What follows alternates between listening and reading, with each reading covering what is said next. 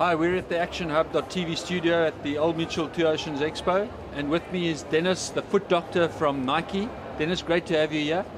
You recently ran in the Run Josie event. What was that like? An absolute amazing event. From the organization to the people there to the after party, it was the most incredible thing running through the dark and dingy streets of Joburg, but what an absolute party it was the whole way.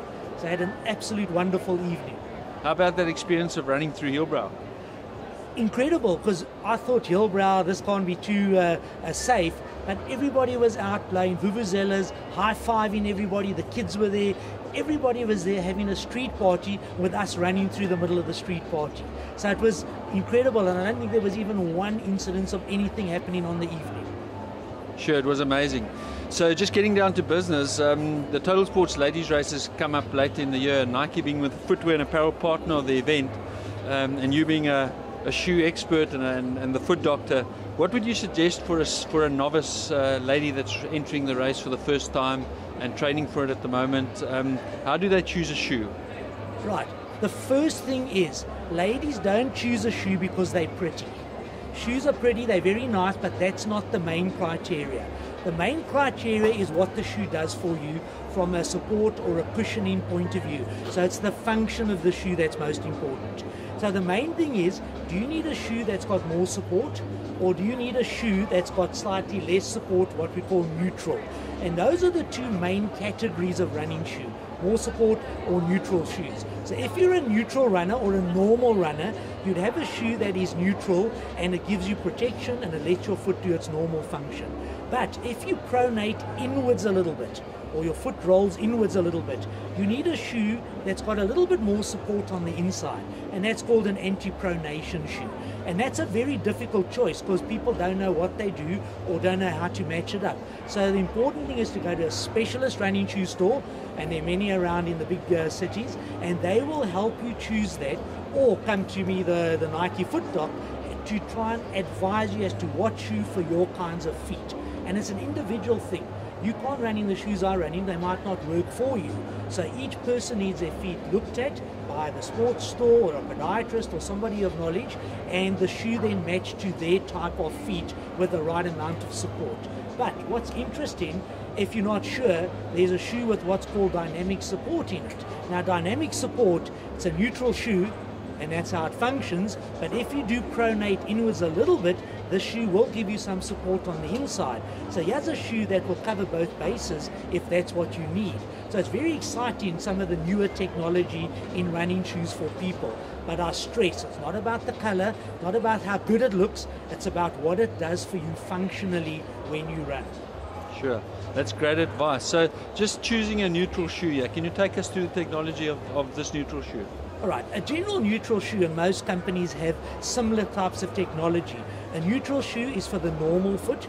The shoe has got some kind of shock absorption material, whether it be Phylon or air or whatever, in the midsole, so that when you run on it, it lets your foot function normally, but it will give you some protection from the shock of running, especially the shock of long distance running, so that your foot doesn't get injured. So the main thing is the shoe's got a nice midsole with some kind of shock absorbing cushioning technology or material in it, and that's what's important. The outer sole area, that's for grip on the road. This black is carbon rubber so that you don't slide all over the place, and that's not quite as important as the midsole. The upper is where the cosmetics is. The good looks, the nice colors, the beautiful swooshes. That's the cosmetic side, but it is still important that this material is breathable so your foot doesn't get too hot and sweaty when you run, or if your foot gets wet, that the sweat evaporates through there, and the upper will hold the shoe onto your foot in a comfortable manner, so that you don't get blisters or hot spots when running, especially the longer distances. But I must say, you say cosmetics is not the most important element, but just looking at these range of Nike shoes, I mean, fantastic looking colors and all of them great shoes to look at also. Well, I mean, the companies know that ladies especially, and some men, like good-looking shoes. So there are good cosmetics, nice colors. Luminous is in at the moment, the Lumo colors, especially with the triathletes and the younger runners. So shoes are good-looking, but they're also functional, which is the most important thing. So the looks are secondary, except to the ladies, the looks are primary, and the function is secondary. Sure, I understand that. So, Dennis, you must be one of the best guys in South Africa to give an opinion on the barefoot revolution and what it means for running, and if there's truth in it. What is your definitive opinion on the barefoot shoes that are now saturating the market and being available to all the brands? My opinion is it's a very, very good thing for us to be going around more barefoot or running in a more minimalistic barefoot type situation. For 30 years I've been telling people go barefoot, and kids do, but as adults we don't really. So the new revolution is, it's not a new thing, we did this years ago in terms of basic shoes, but the new revolution is to go barefoot or minimalistic running. That could mean running without any clothes on if you want, but it means running with less of a shoe. So compared to a normal training shoe, there's less to the shoe, it's got a lower profile, but it allows your foot to do its absolute normal function when running. And that lets your foot function in this normal manner, which with time, once you're used to it, should make you far less prone to injury. But it's something that you can't just take a shoe, put it on and go run 20 kilometers in it. No. It'll take you a while to get used to the barefoot technology, the barefoot situation. And what's very nice is in the Nike running barefoot shoes, or the Nike Free as it's called, there are different levels of barefoot running shoes. So here's the Nike Free 5.0, which means it's halfway between a normal shoe and bare feet. That's in the middle. But now we have shoes that are 4.0 or 3.0.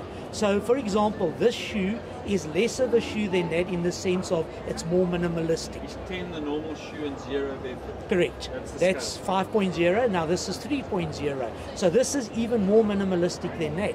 And this is very exciting because in the minimalistic range, you've got different options of how minimalistic the shoe is. So is it logical that you would then start with a 5 or a 6 and then work your way to a 3 or a 2? Well, 2's not out yet, but yes, it's logical. You don't just go straight to a 3.0 because that's too minimalistic. You start with a 5.0, then a 4, then a 3. So one really needs 3 pairs of these. It's good for business, but for the foot point of view, you do it slowly because it takes time to adapt to this situation.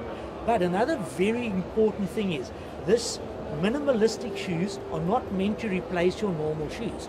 You still run and train in your normal shoe, and then when necessary, once a week maybe, you use a minimalistic shoe to strengthen your foot muscles so that your feet get stronger, your biomechanics get better, and you'll have less injuries or be less prone to injuries as you're running along. So would you say that's one of the big myths then at the moment, that people are going towards minimalistic or barefoot shoes, but they're using it exclusively and then getting injuries? Yes.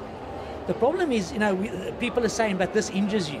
Now, it's not the technology that injures you. It's how the person uses it. I promise you, if you ran 20 Ks in this tomorrow, you'd have an injury.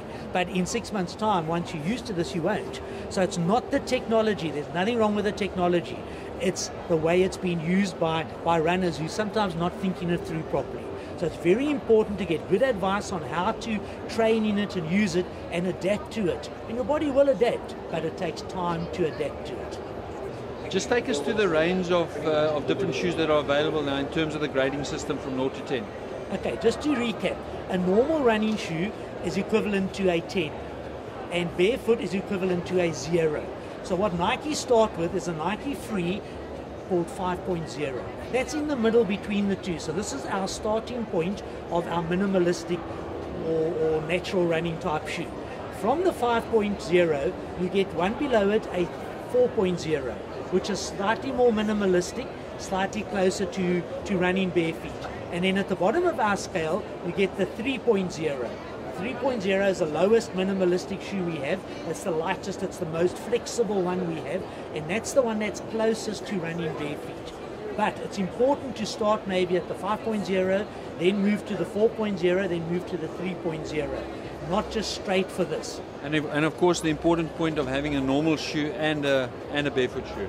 Very important. So you train in your normal shoe and you use this now and again to run in, or use it casually because it looks very nice.